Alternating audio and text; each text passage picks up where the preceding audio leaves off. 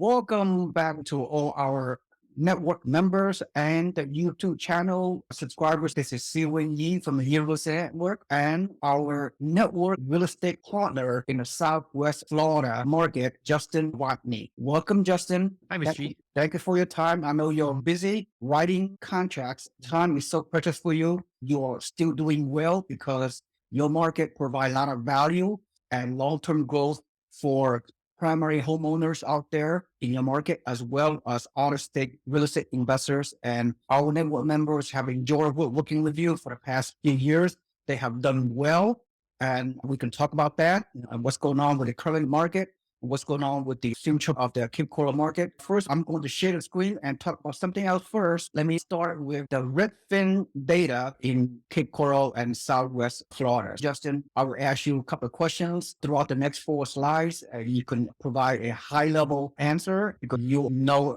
all the neighborhoods, all the specific areas in your market. Without further ado, the Redfin weekly data, Cape Coral pending sales. The pending sales has been this black line is the year 2022 has been going down ever since back in April of 2022. The pending sales have been decreasing due to various reasons, higher interest rate and low affordability. As you can see, the trends has came all the way down year over year 2022. From the 2021, there was a decrease of 44% pending sales. So sellers are not selling sufficiently and the buyers are staying on the sidelines. Pending sales has been decreasing drastically in the past 9 months to a year. A new listing, same thing. The sellers are reluctant to list their home because many homeowners right now throughout the country and Cape Coral are no different. They are locked in at their historical low interest rate, 3.5% 30-year fixed rate mortgage. They have little motivation to sell, given the current interest rate environment is around 6 and 6.5% currently, although the interest rate has been trending down. As you can see, the new listings have been going down ever since the early part of the last year, 2022, to a point where it's minus 10% year-over-year decrease in new listings year over year from 2022 to 2021. Let's go over the month supply. Months of supplies are important because it's all about economics 101. When demand exceeds supply, then we have a rising real estate market, and a healthy balanced market is around 5 to 6 months. And in this current data, as of December 25, 2022, in the Cape Coral market, the month of supply is 15 months.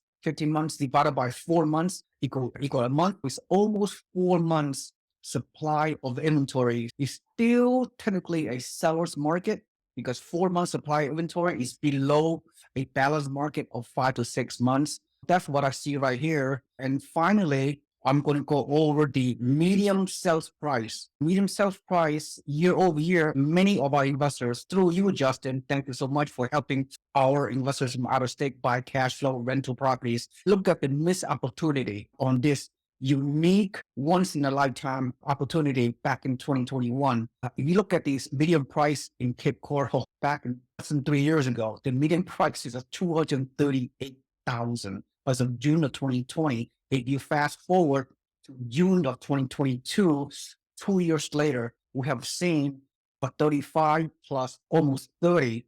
That's what 35 plus 30, like 65% total appreciation in a mere 2 years. This is the peak of the market back in June 2022. I know there has been price reductions all over the country. Some markets are more of a price reduction than others, but Cape Coral have a slight correction. No way it's not a crash based on the lack of inventory moving forward, but it has the median price at the peak back in June 2022 in Cape Coral, like $420K. Then, however, 6, 7, 8 months later at December 25th, 2022, it has decreased to 385, around 10% reduction of prices on a big picture.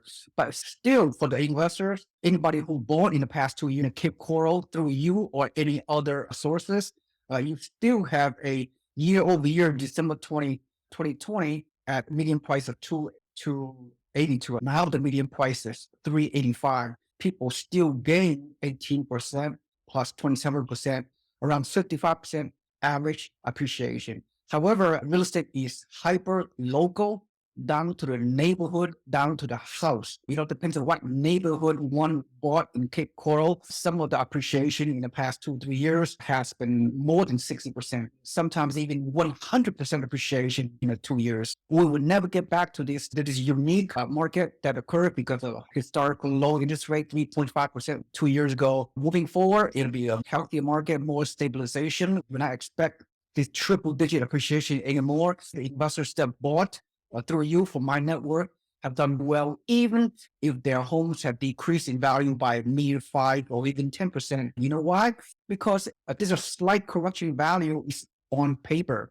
If you do not sell your property, it's not going to affect you. Besides, we train, Justin, you and I train our investors to buy and hold long term, at least 7, 10, 15, 20 years down the road. That's how we reap the benefit of real estate investing, buy and hold long term. That's my takeaway for this Redfin data. Before I segue into my remaining 2 slides, let me share. What are your takeaway from the Redfin data, which I should share from a high level? What is your quick takeaway on that? The 3 biggest points. The first graph where we were showing the supply, the number of homes being sold, it's cyclical here in Southwest Florida. We're an area where there's a large number of snowbirds.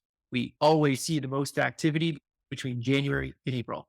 If you look at those graphs, that continues where we see the most early in the year. It slowly tapers off through the year.